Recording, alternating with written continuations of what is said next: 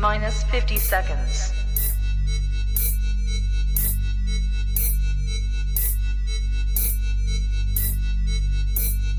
T-minus 40 seconds.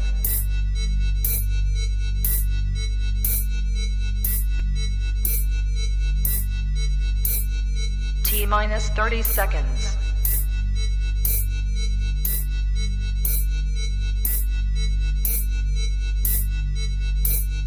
T-minus 20 seconds.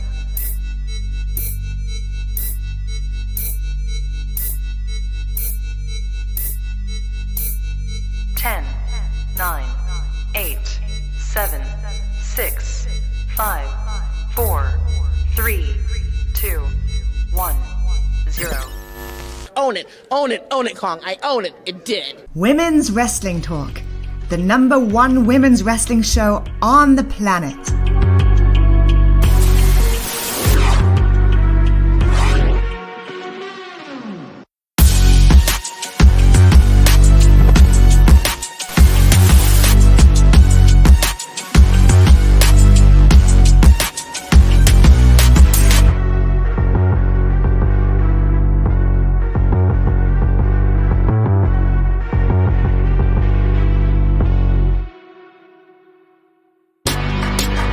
Women's Wrestling Talk, the #1 women's wrestling show on the planet.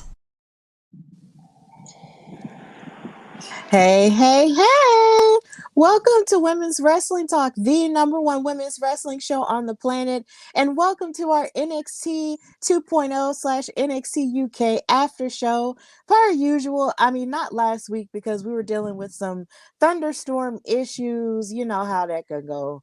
But as usual, it's your girl, Stephanie Hardy, host and creator of the Hardy Wrestling Podcast, co-host of Women's Wrestling Talk, and voice of the Belladonna Division in Gaston, Alabama. But I am not alone. I am with the super talented, absolutely amazing, absolutely gorgeous, host of In Cat We Trust, Katrina Blake. How are you? I'm good. You always give me such nice intros. I'm like, oh, but thank you so much. I'm glad to be here. Yes, me too. There's a lot that's been going on in NXT and NXT universe. We're coming off the heels of the events of In Your House. NXT UK is going through a lot of things in terms of its tag team division. We got teams breaking up, teams coming together. It's just a lot of stuff going on. So let's just get into it. Okay, let's. I would, but I don't have any notes because my internet give me is. 1 second. I actually do have my notes. So give me a second. Okay, so I believe the first segment for Tuesday, so that was June 7th, I believe, was Solo Sikoa demanding a shot at the NXT North American Championship. And so at In Your House, Carmelo did win the NXT North American Championship from Cameron Grimes. And, they were kind of celebrating they win, and Solo Sikoa kind of interrupted. But Grayson Waller kind of refused to let Sikoa kind of take his shot for the title and kind of beat him up in the ring. And so that's kind of how the opening segment was. I don't really see, honestly, I don't think Solo. I don't know if this is their way of moving him along if they don't give him a title shot, or will he be on the other brand soon? Because I don't really feel like Carmelo is going to lose that title anytime soon. Like, that's not the vibe I'm getting from that at all. Yeah, me neither. And of course, Carmelo Hayes really had a dog with a bone when it came to that, North American title, even though he loves to say that he didn't need the title, but the title needed him. He won it back and he got it back in blood, just like he said, in his theme with his gear and everything. Shout out to Pooh Shiesty if we can do that here. But basically, he got it back in blood, like he said. He has the title now, and he was celebrating with Trick Williams and everything. But Solo Sikoa really is, trying to be by himself, and even with Grayson Waller coming in and being on the side of Cameron Grimes, of course, because they're both bad guys. Solo was trying to do everything himself, and live up to his name, Solo, and fight solo because he didn't need nobody's help or whatever. But of course, later on in the show, that turned out to not be the case. So yeah, it's really interesting to see what they're gonna do with Solo, because a part of me really wants him to be the champion, but if they do decide not to let him be and then move him up, then that would be cool too. But it's kind of hard to sell. Yeah, I did. I think the best part of that also was like one of the memes that came out of that segment where people was like, "Yeah, acting like you don't got the cousins," and I'm like, I mean, yeah, like we know that's his family, we know those are his cousins, but it's like I guess I get the whole wanting to stand on your own without them. But I feel Right. like if any point if they throw him in that bloodline mix, like I wouldn't mind it. They're already super dominant. I feel like that could really be some real like, okay, just keep adding to that. Again, that family is such a big family. And so I think it would be cool if they do at some point, but I definitely do think he needs to kind of try to stand on his own. But the memes were funny. I did laugh at quite a few of those. So that was a really good part of like that whole segment. Yeah, that was hilarious. But we just got to see, what'll happen on the part of Solo, cuz he has to stand on his own 2 feet, of course. But it would be kind of weird if he came to the bloodline and he the only one without a title, cuz them, they got all the gold or silver. That is true. That is true. And so the next match we had there, I believe, was Ron Wagner versus Josh Briggs. I believe Ron Wagner had Stone and Cromwell, and then Josh had Jensen and Henley. And so the basic matchup was like in the very beginning, Ron Wagner kind of took a shot at Brooks' injured arm, Mhm. only to kind of find out that his arm really wasn't injured. And so I did like that a bit, that he kind of threw the cast to like into the ring, and then he kind of, even though it wound up having Josh kind of like using it to smack, he used his cast to kind of hit Ron Wagner in the face.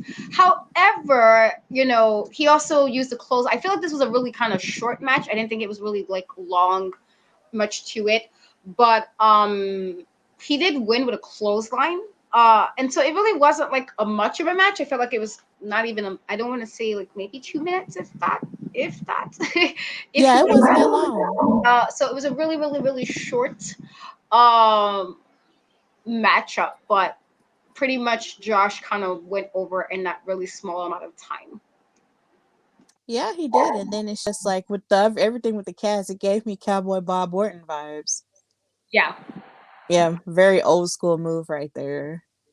I mean it's smart, I guess, if you want to like kind of have somebody guessing, especially if there's somebody who normally works kind of an underhanded kind of vibe, then it makes sense for them to Mhm. do it. I mean, I thought it was a really smart move personally.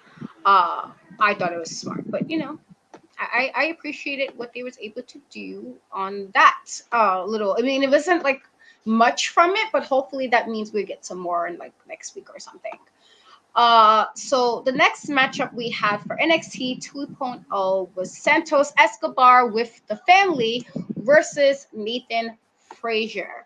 And so we did have Tony D'Angelo on commentary, and he did a lot of like trash talking and kind of talking a lot of crap about Escobar's offense, I guess, like kind of talking of as far as his tactics, I believe, in the match. And then I feel like because his family was kind of involved a lot, like a lot of distraction was happening in the match. It kind of allowed Nathan Frazier to kind of hit Escobar with I think insecurity, and then a Phoenix Mhm. Splash to win the match. And so I do believe, in my opinion, that it was better than the first matchup. I thought it was a little bit better executed. But I did think, for me personally, there was a lot of distractions. And so that kind of took away from it a bit for me because it was too like, we know heels like to distract during matches. That's what they do, but you don't want it to overtake the match too much. And I kind of felt like that's what they did. Right. I feel like D'Angelo is getting power drunk from the idea that, of course, Legado del Fantasma lost at In Your House. And of course, the families are having to join together.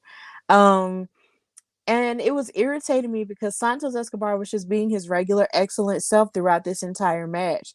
And then Nathan Frazier was basically, standing up to the challenge for someone who is new. And it was a really good match. Like, it was absolutely great. I liked it. But it felt like Tony was just saying, nah, like, you're doing it the wrong way. You need to do it my family's way.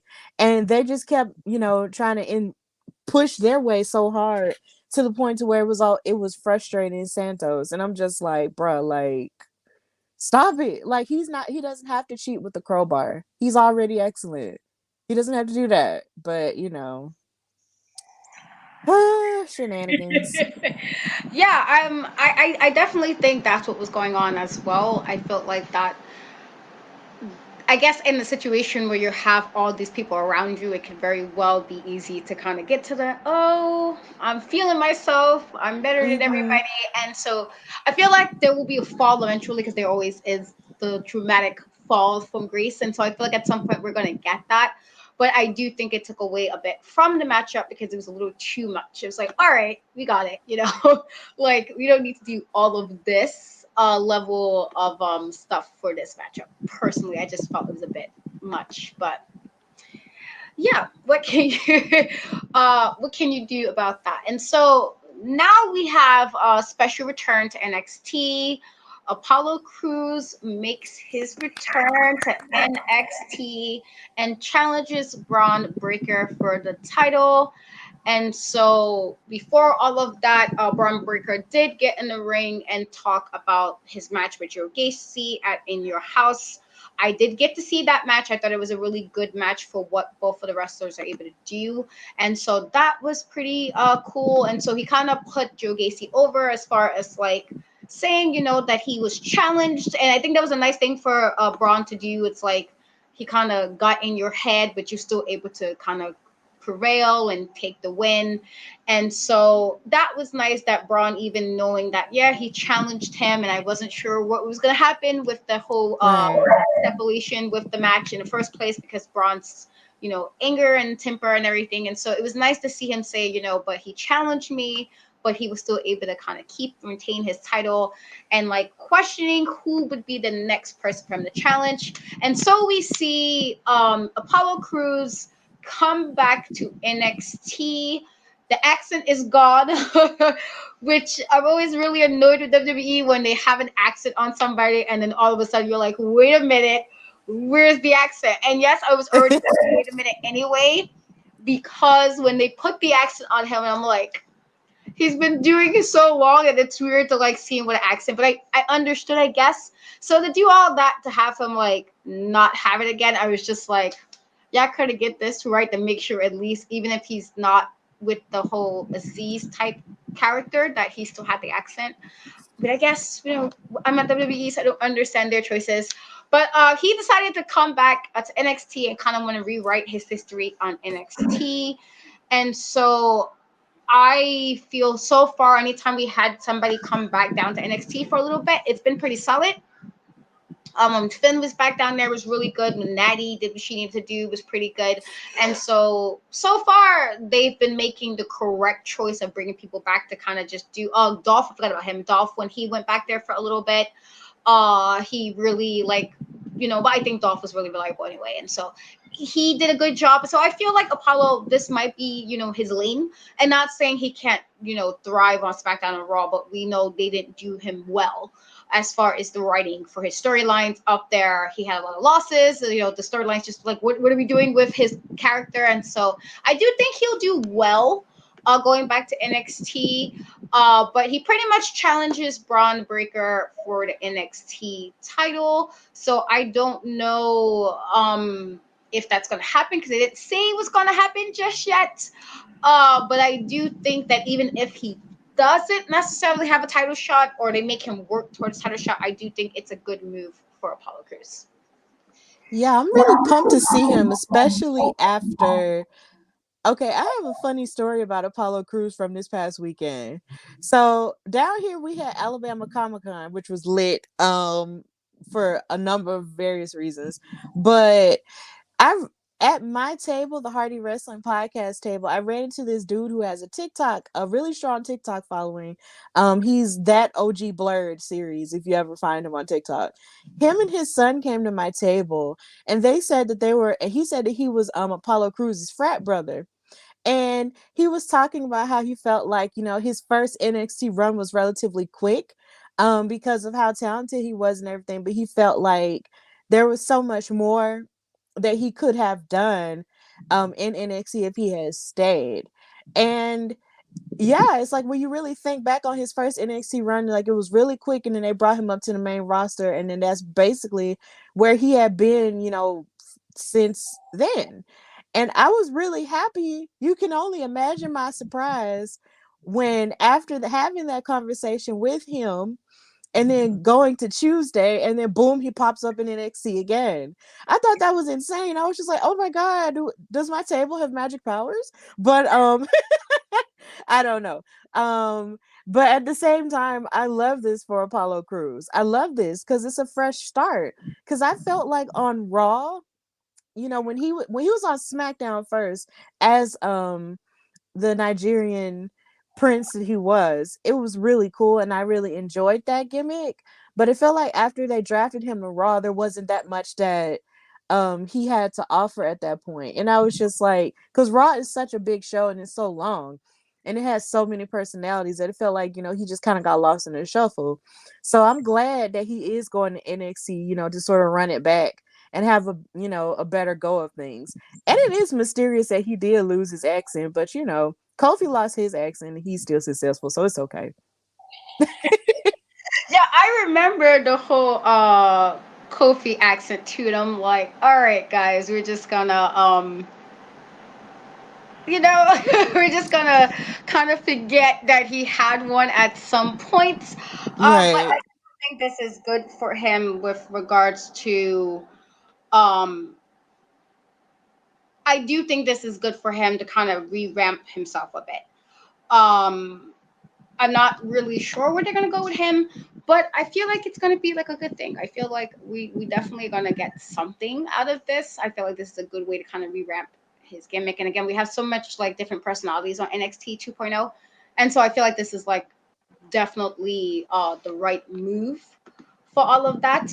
Also, I guess right after the segment, it was Zion Quinn told Wesley that they have 1 week before they fought again, and so I guess that will be this upcoming NXT. I believe that means they should be having a matchup, and so I do like him, and so that'd be nice to see. And then Joe Gacy also announced that one of his disciples, the Dyad, would be making their in-ring debut, and so I am curious to kind of see if they're gonna have the disciple be in like the robes, or are they gonna have the disciple kind of show whoever it is underneath the robes. Like I'm really curious. Like if it's person's wrestling in robes, I'm like, all right, I don't know how comfortable that is. But I do think it. I mean, I guess we'll see like what the disciples can do besides do things for Joe Casey. I guess it's nice to kind of see what they can do out of that. Yeah, So, yeah, the dyad is like they look like something out of Harry Potter. Like they literally look like something out of Harry Potter. They look like red dementors and it's scary. But I feel like once they do take off their robes, we're gonna be shook. yeah, I mean,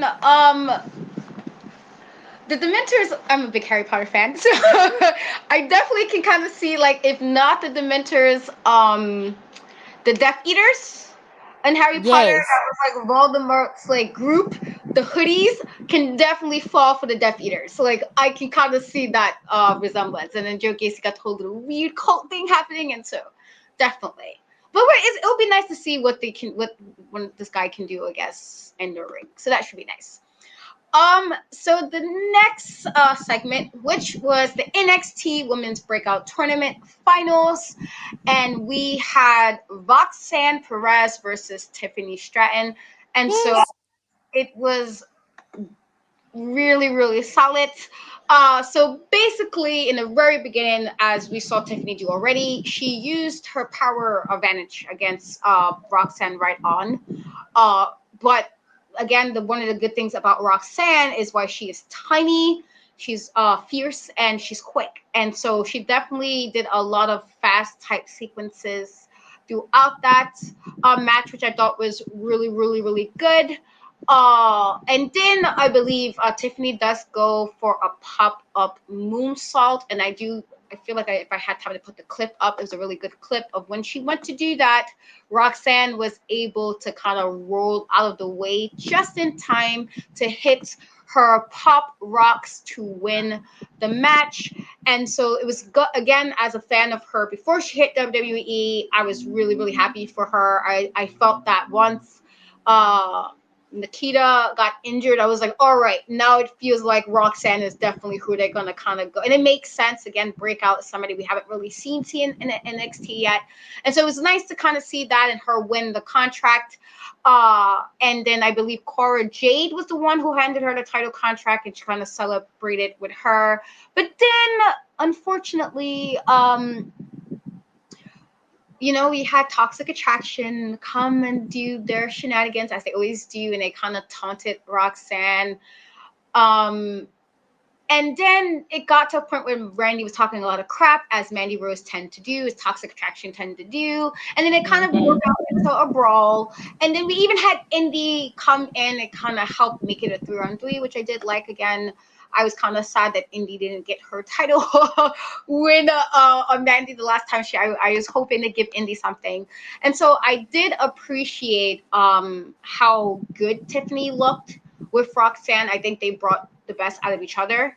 And I thought that was really good. I also think I'm so happy we get like everybody who didn't know who Roxanne was before WWE. I feel like this is definitely putting her more main on a level that if you didn't really watch like the indies or you didn't watch Ring of Honor and see what she was doing there, that this definitely shows just how talented Roxanne is.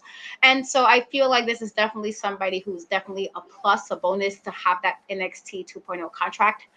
And then we might see them, like they might do a little storyline now. It seems like we might get a little storyline with her and Indy and Cora with Toxic Attraction. And Toxic Attraction's extra annoying.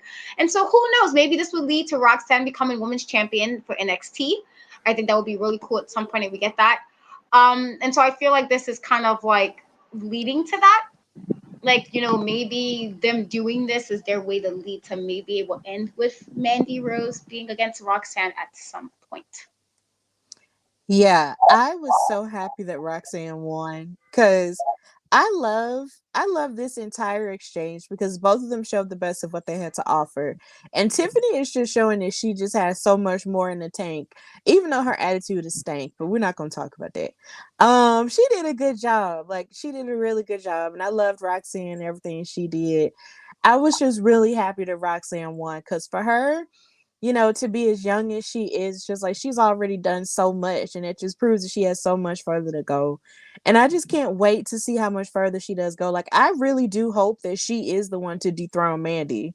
Like, that would be sick if she was the one to dethrone Mandy, like full on sick. And I would be so happy for her. And I just hated how Toxic Attraction just came out there and just tried to rain on her parade. And also rain on Cora, being out there to support her too. And Roxy wasn't having it. Like she smacked her in the face, when she was, roasting Cora and calling her, a skateboarding ass or whatever. And then she was like, bah. And then they all got to fight, and then Indy came out. That was cool. Maybe I could see Cora and maybe Indy teaming up to challenge for the tag title, seeing as Team KC Square just lost again for the umpteenth time. Which makes me sad because they're really talented and that match was really good Saturday. But I don't know what it is. But either way, I mean, it would be good if all three of those women could dethrone, Toxic Attraction. Even though deep down inside, I do love Gigi because that's my girl crush. But you got to lose sometimes. So get ready, Mandy. Roxanne is coming for you. Yeah, I can definitely see also. I definitely can see like Corey and Indy teaming up again. I don't know what they're doing with Indy, and I was hoping they gave her some time to kind of shine by herself, but they always put her back with somebody. And so I guess Cora Jade is a good person to kind of team her up with. They have very different styles, and so I can see them challenging for the titles. Maybe they'll win it. I feel like Toxic Attraction needs to kind of get knocked down their pedestal a bit, and it has somebody that's going to dethrone them. And so if you have somebody as talented as Roxanne be the one to take the championship off Mandy, who's held the belt for some time now, I believe almost 200 something days. If not, I might be off with the time, but I believe she's held it for a long time now, been an NXT Women's Champ. And so to have Roxanne dethrone Mandy, I feel like will also as okay, she's definitely a top contender. She's a top competitor. Like she can really do something in NXT 2.0. And so I'm really excited. I feel like they're really pushing hard for her. So I hope they just continue doing well and not do any shenanigans because WWE sometimes you just they really can get you stressed out. So yeah, there was the I guess a part that I guess afterwards when Wendy Chu was getting an interview, I believe Tiffany Stratton did interrupt that and wind up getting a drink to the face. And so I don't know if it was their way of setting up that feud. I feel like that was what they were trying to do, was set up a feud between Tiffany and Wendy. And I did a move that I really, really did like. Was I think she did like Tiffany did like a crucifix pin, I believe, and like a power bomb, which I thought was a really highlight spot for me during that match. It was a really good spot. It showed off her power size, but then again, Roxanne had quite a few notable moments from that as well. So I just wanted to put that out there. And so the next matchup on NXT 2.0 was Pretty Deadly versus Andre Chase and Thea Hale. And so I felt like at first Andre Chase kind of came out kind of quickly against Pretty Deadly, and I actually like them. Again, they're like really different and like over the top a bit, like a bit extra with their personalities, but it works so well that I like it. And so it seemed like it was a bit of an issue after a while with Andre, just because again 2-on-1 at the time, and then Hayward kind of crawled to the ring to help, but Thea took his spot instead, I believe, but I think she never got I don't believe she tagged in before. She did. Yeah, it was like I believe it's called a split milk, if that's what it's called. And so unfortunately, she didn't get to, but it would have been nice to kind of see, if they could have gotten her in. I don't know if it was because she was a woman and that was why they kind of didn't do it that way. But it would have been nice to kind of let her get a chance to do it before he got the split milk and lost the match. I thought it could have been nice to see what they could have done with it, but maybe next time we'll see, kind of let her shine a little bit in that way. I do think he's a pretty solid baby face if it's if it's done right, but I don't think he had much time to really do much with Pretty Deadly, just because again I think they kind of outshined him a bit with personality wise. Like they're so again like extra and like boisterous and over the top, and so I think that was pretty good. And then I believe later on, I guess with reference to Chase, that he found out Haywood was injured by Pretty Deadly before, and so while Thea did not get a tag in, she did get to slap Prince of Pretty Deadly in the face. So that was a nice little retribution for not being able to get the tag in for that matchup. Yeah, I was hoping she would have an opportunity to tag in, because I'm just like, this is NXT. This is the women's show, period. So how come she can't get tagged in?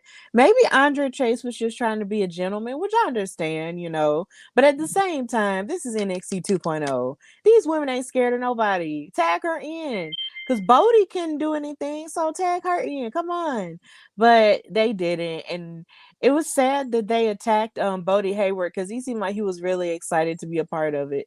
And it seems like with each passing week, Chase University just gets more and more bigger, and their fan base just grows more and more. And I think that's so funny because they're just so silly. And it just works for them. So I love it. Yeah, I definitely agree with that. It does seem like it gets a little bit more bigger as the time goes on. Mm-hmm. But we'll see. I do think.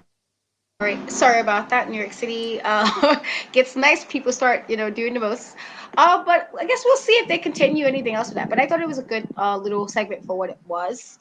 So next up we had Albert Fire versus Tatum Paxley, and so while Tatum did try her hardest, I feel like she tried really hard to challenge Alba. I kind of felt like she was no match for her throughout most of the match. And then there was like a KLR bomb set up to like a senton bomb for Alba. However, Lash Legend did boot Alba in the back of the head. And so, unfortunately, it didn't really do much, I guess, as far as what it probably could have been if they really let it play it out. But again, this is one of those situations where Lash Legend kind of, doing what she does best. So there was a moment where Alba was able to kind of, hit the senton from across the ring, which I thought was a really, really good part on her end. And it could have been, but I feel like might be setting up the matchup between Lash Legend and Alba Fire. I feel like, Alba's a really good competitor and Lash Legend is getting better and better. And again, she's like, they are really using her, which I do like. She's getting more time to like moments. She's getting more time to shine. And again, she's definitely a heel type of character. And so I feel like this is their way of setting that up for a feud. And I do believe Alba would definitely it will be a good matchup between them. I don't know if Lash Legend will win it if we're getting a feud out of this, but I do feel like that's what they're kind of doing with this setup. Yeah, Lash seems to be getting around in terms of her beating people and challenging people at NXT and at NXT UK. And it just seems like for every person that has a lot of momentum, there she is to stop it constantly. And it is just, she has so much attitude. Um, and I feel like Alba Fire is just not the one to have that much attitude with because she crazy. So I just don't think that's really the one you want to have attitude with. But if Lash Legend wants to do it, then she can go right ahead. I want WWE Shop to create a T-shirt for Lash Legend that says Lash versus everybody. Cause she one of them folks that just keep fighting with everybody. She had beef with Nikita. She had beef with Cora. Now she got beef with another girl in NXT UK. And now she got beef with Alba Fire. Just make the t-shirts that says Lash versus everybody. I promise it'll sell. Maybe it'll sell more if you sell it in another color besides black because, overkill. But sell a t-shirt that says Lash versus everybody. Do that because she fights everyone. She definitely does. She definitely is always involved in meddling in something, and so I do like that they're using her. I don't even know if I can see her be a face afterwards. I feel like she's been doing so much like heel stuff, heel Right. shenanigans. I don't even know if I can buy her being a face. Somebody who does a heel so well that she'll like, can I even buy you being a face? I don't know if I can even see that happening, but she's definitely getting some shine. It's good to see. A little bit after that, Malik Blade and Idris Enough did challenge the Creed Brothers for a title match for next week's NXT. And then yes. And then I also believe that Giovanni Vinci will be also debuting next week. They give a little backstory about that. So that happened a little bit after that matchup. And so I'm excited. I feel like we're going to have some nice stuff happening on NXT next week. But yeah, let's talk about who Giovanni Vinci is, though. Because when I saw who it was, I was just like, wait, that's old dude from Imperium. So he disappeared and got him a whole new name and a whole new... Okay. Yes. I thought it was going to be somebody new. Yeah, it is Fabian from Imperium. It definitely is. Right. I mean, I guess they had to do it sometime with Imperium, and so I'm interested to see what they do with the character now that his name is Giovanni. Sounds really what's the word? Like he's gonna be more suave or something than the vibes he gave in Imperium. And so I guess we'll see what they do with it next week. But I definitely was like, okay, I see you, WWE. I see what you're trying to do. I definitely see what you're trying to do with this. Like we didn't peep. But you're definitely right. It definitely was. I was like, oh, okay, all right. So Right. we're changing up names and stuff. So we'll see what they do with this. Yep, Giovanni Vinci, the most interesting man in the world. All he needs is is a beer or something like that. That's all he needs, or some wine. That was funny. I saw that. I was like, wait a minute. Oh, love it. So the final matchup for NXT 2.0 was the main event: Carmelo Hayes and Grayson Waller with Trick Williams versus Solo Sikoa and Apollo Cruz. And so while Apollo Cruz did earlier in the show challenge um, Braun, for his title, he did team up with Solo, I guess, to get some revenge against Carmelo and Grayson for what happened earlier in the show. And so I do believe, Carmelo and Grayson really had some good chemistry together. I thought it was really good. But this was something that I guess allowed Apollo to kind of end on a good note being back in NXT. And so he wound up countering a move with a rebound cutter into a spin out power bomb, which I thought was really nice to look at. It was a nice little spot for him. So I felt like it was a really, really, really good match. For people who can really wrestle. And so it's always nice when you can kind of let people who have very different styles kind of like wrestle each other. You're like, oh, okay, all right. And so we got a lot of that, and that was good. But I think it was a nice way to kind of let Apollo end on a high note, considering that Solo didn't win his NXT in your house matchup, and then he, was kind of wanting a title shot, and then Carmelo was like, yeah, that's not happening. And so it was kind of nice to have them win that. So at least you guys started off the show kind of crappy to kind of end the show on a high note, and so that was nice. Again, I thought it was able to show Apollo what I've known Apollo for in NXT before was what he was able to do in the ring. I felt like a lot of times it got overshadowed being in the main roster sometimes because of the other characters that was there, and so we didn't really get to see Apollo, like unless it was like main event, we didn't get to really see him really shine. And so it was nice to see him shine again. Hopefully again this will be something that they do well with Apollo. I don't know what's going to happen with Solo, if they're going to have a matchup now with just him and Carmelo, or if they're going to have him pair up with Apollo for a while, since they clearly have this little thing happening. But I thought it was a nice way to end off NXT, which I thought was pretty cool. Apollo's hot tag moment again with the suplexes, the moonsaults were really good. We got to see a lot of work from Apollo, and Carmelo definitely shined in this match as well. But it was a really, really, really good main event. I enjoyed it. Yeah, I did too. It was really great. I was just like, look at these dudes.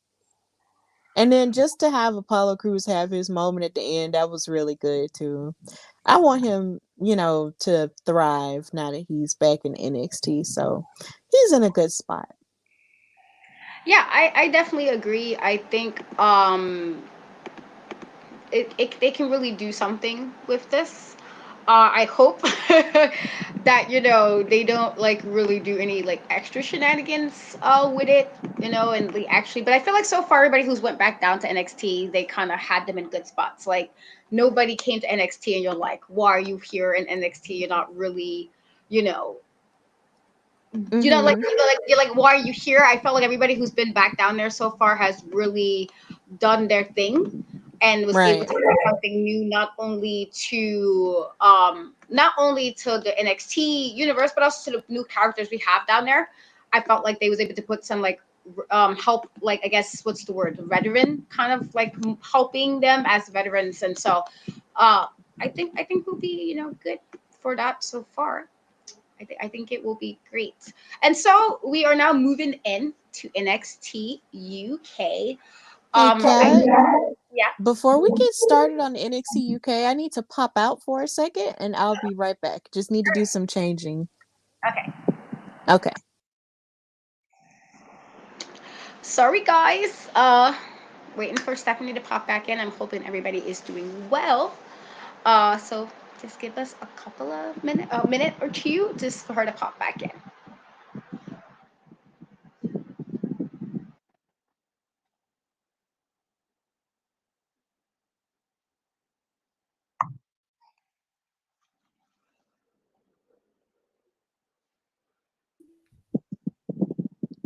All right, I'm back. That's great. Yes, I got the internet back on my computer. That's good. And my phone was dying, so I was just like, yep, it's time to switch. So as I was saying, I guess before you popped out, I only got to see the first half of NXT UK because it was a busy day for me. So I think Yeah. So I don't know if you want to lead on this part. Yeah, I can totally lead on this part. So basically, the NXT UK started with showing the aftermath of what happened in the tag team championship match between Mustache Mountain and, of course, the new NXT UK tag team champions. That's Carter and I know it's Oliver, and I can't ever remember the other guy's name, but basically this team won, and it was showing the aftermath of what happened after Mustache Mountain lost, and it was looking like Trent Seven wasn't into being into the tag team at all anymore since they lost those tag team titles, because they had won them and held on to them for so very long, right? So it's just like him, it's almost like he was lost in a sense, because he was trying to do whatever to keep the title in terms of like cheating or using underhanded tactics, but Tyler Bate was not in the mood for it. He was just like, no, we're not going to cheat. And so the other team took advantage and they wound up winning the titles off of that. So Trent Seven is mad. He doesn't know what the future holds for him at this point. And they showed this like 2 times, within the program. So I guess this is going to be a very, intense part of their storyline, going forward, because next week, even though Trent Seven wasn't on the show this week, he's going to be talking about what his future has, in store on next week's episode. So that was really intense. But also later on in the show, they also talked about the tag team champions and what it means for them to actually have won, and it showed them going backstage after they won their titles and getting a standing ovation and just a warm reception from the NXT UK roster. So that was really good, and that was a nice show of hope and a nice show of love, for our new champions going forward. So that's what's going on that part of the story. But the show initially started with the first match between Mark Andrews and Kenny Williams. And it seemed like Mark Andrews, of course, he was trying his best. I believe he's one of the pillars of NXT UK, and he's a part of this new faction, I believe, called Subculture. And I'm pretty sure at a later time we're going to talk more about them and all of the names of the members of that group. So he came out to fight against Kenny Williams, and it seemed like Kenny Williams wasn't ready at first, or he was trying to act like he was tough, but and he was sort of holding back, a little bit and saying, "Wait, no, I didn't mean it. No, you meant it. Like if you're gonna be dirty and if you're gonna be rough about it, stand in it. Be a shark." Grey's Anatomy. Um like be a shark. So even with that, like it was almost like he was trying to cower out, but then even more so, as it started, getting started, it actually wound up to be a really good match. Except in the last few moments of the match, Williams was distracted by Tiger Tehran, who has been harassing him for like the past couple of weeks. And it seemed like Kenny was about to win when he dropped Mark Andrews with a chop block, but then Tehran came out and then he avoided a punch from him, and then Mark Andrews rolled him up for the 3 count. So Mark Andrews turned out to be the winner here. So what did you think of this match? I thought it was a good way to open. As far as match wise, I thought it was a good way to open. I do believe Kenny was like, if you're gonna run your mouth, at least don't run it and then not kind of stand by what you say. And so he definitely was. I felt like running a bit in the beginning, like he wasn't really doing what he should have been doing after all that trash talk. And I feel like if you're gonna do all that, back up what you're saying. And so I definitely agree with what he was doing. But it became a really good match. I believe the match was about maybe 10 minutes or so. I thought it became a really good match after a while. It was just, again, like, I feel like if a distraction is done or interference is done, if it's done well, I won't complain. But we don't always need it. And so it could have very well been that Kenny probably could have won the match if that distraction didn't happen. And so I feel like because of distraction, are we going to have a rematch with this? Or are we going to now move Kenny over to, Turan because he distracted him and kind of cost him the match? Because it looked like he was probably going to win it until that distraction happened. And then he kind of got the roll up, and I hate roll up pins. I feel like if it's good, I will carry it, but I really don't like roll up pins. It's like, I guess, but I get it. I guess if you're trying to do a really quick pin, a quick win to kind of get yourself out of the ring, it makes sense. But I thought it was a nice opening match for NXT UK. They usually start pretty strong on the episodes with like a really all right. So I thought it was a pretty solid matchup for them. Yeah, it was. And so as they were telling more of the story of everything that happened in the tag division, our next match was yet another tag team match involving Symbiosis versus Tate McPhair's and Ollie Blake. This match, and then of course Symbiosis came out with Eddie Dennis, who I assume is their leader.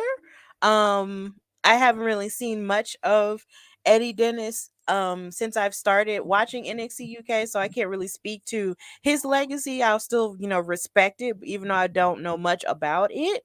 So he was out there with them, and it seemed almost as if you couldn't really call Oli Blake and Mayfair's like a jobber tag team here, because they were trying their best to fight against him, but it just seemed like Symbiosis was just too powerful for them.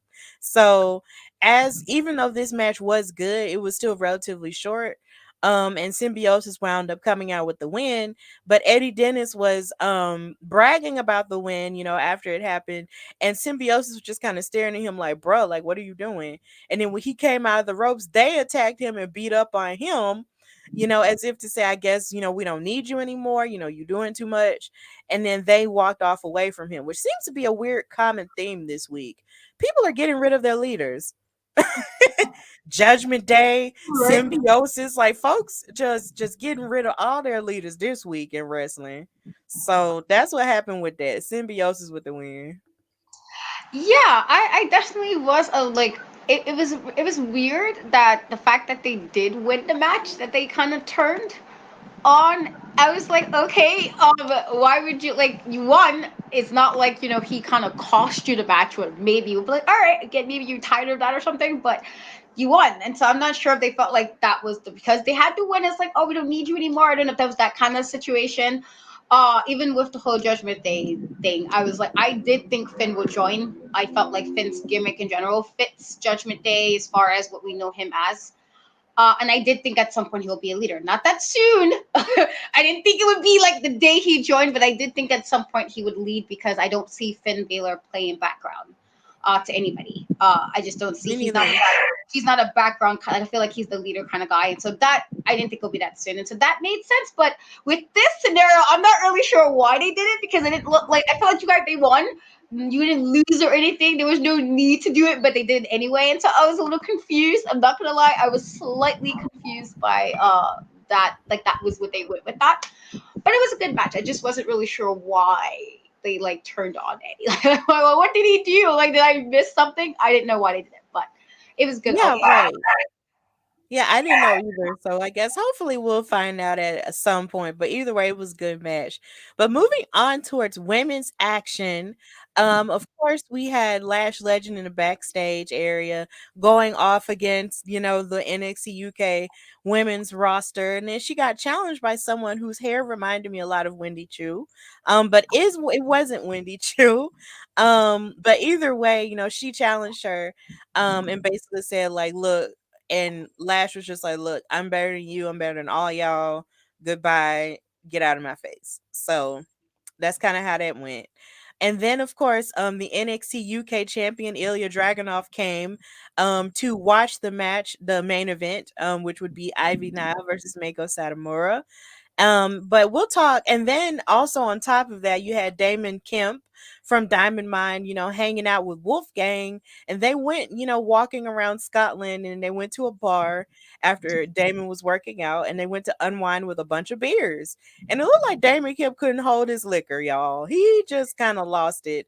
It looked like he was drinking like maybe 10 of those beers, while Wolfgang, it looked like he had not bet like 20 and he was doing okay, and he threw up in the bushes. But then after that, they just went about walking in Scotland, even though Damon was so drunk he thought he was in Ireland. So I mean, turn up. I mean, I thought it was a nice little segment because it's like, those people, you have like that one friend who can really hold their liquor, and they're the one kind of like, you let me have another drink, it's all good. And then you got that one person like, I don't know, like they're not really holding it too well together. And they was trying to hang, but they didn't really probably shouldn't hang, but they're trying anyway. And I felt like that's the vibe I got for that. It was a nice little fun segment, just like, okay, I can kind of see this like working, you know, in this situation. It works. Like, all right, I see it. So I thought it was a nice little segment, but that's actually where I unfortunately that's all I got to see for this week for UK. So, but I thought it was a nice segment. Thought it was Yeah, I fun. thought it was cute. I thought it was really cute. Like, I just love the sort of back and forth some of the members of the NXT universe, well, not universe, but roster gets to do, on the other shows. I think it's cool. So that was really funny. And here's hoping. And actually, Wolfgang and Damon Kemper are supposed to be fighting in a tag team match next week. So that's the reason why they did that and showed them together. So I'm looking forward to that as well. So moving on with the women's action, though, we had a match between Eliza Alexander, who was accompanied by Zaya Brookside, versus a male. If I'm pronouncing her name correctly. If I'm not, please forgive me. The French Hope was just out there, because she had a bone to pick, like a major bone to pick with I don't know what just happened. She had a bone to pick with those two girls, and she has just been fighting them the past couple of weeks. But I was hoping this time, like, she would have like a person to even the odds with her, but she didn't. Like, she wanted to go out there and fight Eliza by herself. And this match was pretty good. You saw a lot of Amel's power here and her viciousness in this match. And that's why, and I feel like that's a part of the reason why she's growing on me as a new NXT UK watcher. Like, I want to see Amel go to distance, because there's just something about her that I just can't help but just be attracted to. Like, she just has like this amazing look about her. She's vicious. Like, I just love her. But then Eliza, of course, you know, she just had to, like, she was just using all kinds of weird stuff to kind of like avoid losing to a male. And then of course Zaya was out there trying to, fight for her and everything, and yell and trash talk for her and everything. And then somehow or another she got involved in the match, and then a male got knocked out with the 1 2 3, and Eliza Alexander unfortunately won. Which made me upset, because I'm just trying to figure out, bro, like, Amel, like, what is it gonna take for you to finally beat these girls? Like, what is it gonna take? Like, I'm tired of it. I'm tired of these girls bullying you. You are not to be bullied. You are the French Hope. Like, hope all over their faces. But go ahead. It seemed like it was a good match. I'm kind of sad that I missed it because it's women's action. And, we're all about the women's wrestling on Women's Wrestling Talk. And so it seemed like it's a good match. I do have to agree that I do need her to pick up a win.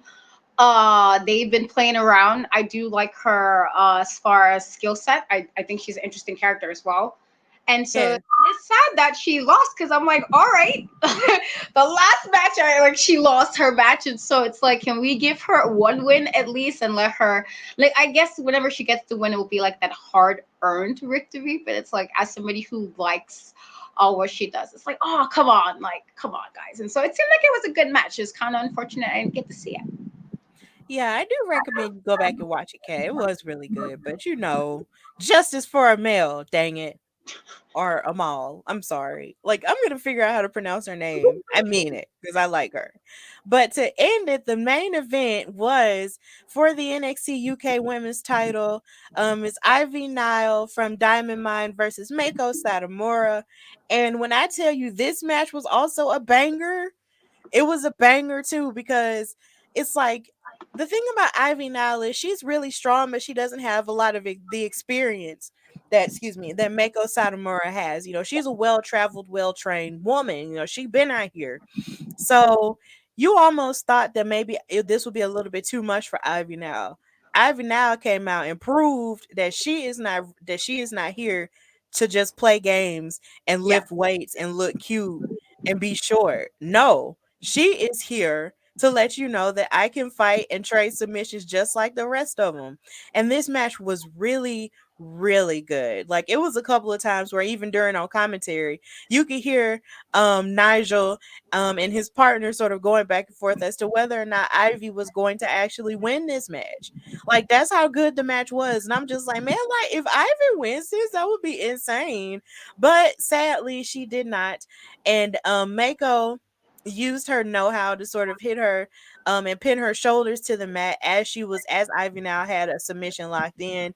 She flipped her over for the 1-2-3, and Mako is still the NXT UK Women's Champion. So Ivy now, it was really like a star making performance for Ivy now. So I'm really proud of her. I'm really glad that, she was one of the people on NXT who actually went to the UK to challenge her. And here's hoping that maybe Ivy now could actually get another championship opportunity in the future, whether she's with Diamond Mine or not, because of course, even though they have, gold at this point with the Creed brothers, they could still very well be on the verge of falling apart. But either way, Ivy now is a star in the making, and she proved that she could stand toe to toe with Mako, and it was good. Well, I'm gonna have to go watch that. I'm gonna have to go back to that part of NXT UK and watch it because I love Mako. I think she's like an amazing champion. And so far, every exchange before today's match was very respectful. But it's like, I'm gonna bring my A game, but there was a lot of respect there, and so it seems like that kind of translated over into the match. And I guess Ivy had something to prove, and she did that. I don't know if that means we'll get a rematch or if they're gonna have her just kind of move on. I don't know what that would go, but if from what you're saying, it seems like it was a really, really, really good match. Again, I didn't think Mako would lose. I'm gonna be honest. When they said this happened, I was like, I don't see her losing. They might swerve us, but I didn't really see her losing because she's such a dominant champion and she's just so good. And so it's like, who can take that from her? It has to be somebody like, oh, okay, like, and they have to really surprise us and take that belt off of her. And so I didn't think she was going to lose it, but it seemed like it was a really, really good match, and so I have to go check it out. But I'm glad you're saying that Ivy really, and that's good because we need to see more women showcase, and the NST usually do that very well with, in general, showcasing the women on the show on both NXT and NXT UK. We like, okay, you get some women's matches and they do what they need to do in the time allotted, and so I like it. And so we'll see. I hope this means that Ivy either gets us some shine like solo, or maybe we get a rematch, and maybe she can take the belt. We don't know, but I do think I definitely now have to go check it out. It seems like it was a really fantastic end to NXT UK. Yeah, it was absolutely fantastic. I do recommend it. If you have not watched it, go back and watch it and see what Ivy now has to offer, the girls, because it was great. She did great. And that's where NXT UK ended. Women in the main event. You gotta love it. It's the norm and it's cool. So, we've reached the end of our time together for the NXT UK and NXT 2.0 after show. So, Katrina, just tell everybody where they can find you. I am pretty much everywhere. I'm on Twitch as well, on In Cat We Trust, and then TikTok, Instagram, Twitter. In Cat We Trust with E is a 3. And then I'm also on Facebook and YouTube on In Cat We Trust, and that's spelled regularly. You can kind of catch all my nerdy stuff on there, my wrestling stuff, my movie reviews. I do have wrestling interviews on there as well. And if you are in the New York area or the New Jersey area, sometimes I do indie shows where I am doing backstage correspondence. And in August, I will be doing ring announcing. So it's like pretty cool. And so I'm like super like nervous, but excited about it because it's something new. And so that should be pretty cool. And in the weekend of Juneteenth, I will be representing Women's Wrestling Talk at Black Wrestle Fest. I will be being the representation for Women's Wrestling Talk. However, because this is like super awesome, we get to finally meet in person. Stephanie will also be there representing for Hardy Wrestling Podcast. And so we get to finally meet in person, and both of us are part of Women's Wrestling Talk. And so that should be super awesome. And so I cannot wait for that. So if you are in the Brooklyn area, in New York City, it's super easy to get to. Come to Black Wrestle Fest. Come see some amazing wrestling community, Black wrestling, Black people in wrestling, all that good stuff. But both of us, your hosts of Women's Wrestling Talk, will be there. Yes, I'm so excited. It's my first time in New York ever. I'm so excited I get to meet so many people that I've connected with over the past 2 years, and to just be around all of that awesomeness on Juneteenth is just going to be an honor. We're going to have a good time, and it's going to be great. I'm so excited. I'm so excited. And with Kat representing Women's Wrestling Talk, I'll be there, and then I'll be representing the Hardy Wrestling Podcast. I'll have my table. We'll all be together, and it'll be great. So yeah, that's next weekend. That's crazy. Oh my God, time is going. Wow, yeah, next weekend. I'm thinking like because this weekend is this upcoming weekend. So yes, it is next weekend. Holy crap! Oh Jesus, I'm ready. But know that you can follow me, your girl Stephanie Hardy, on Instagram and Twitter at Queen Steph Hardy.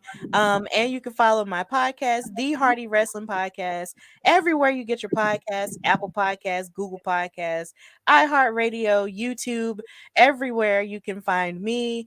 And also know that you can follow Women's Wrestling Talk on Instagram and Twitter at WW Talk Pod. Visit our website at www.talkpod.com and check out our merchandise, check out our interviews, check out our articles, because we are celebrating Pride Month. June is Pride Month. So we're celebrating the community of the LGBTQIA+.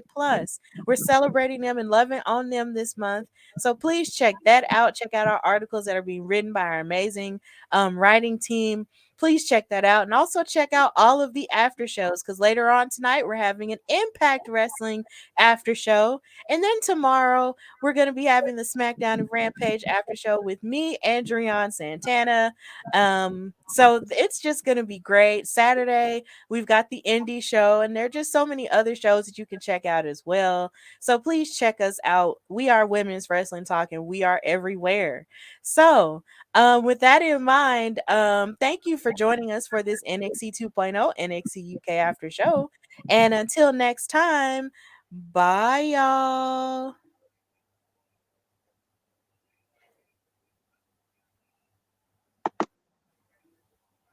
Women's Wrestling Talk, the #1 women's wrestling show on the planet.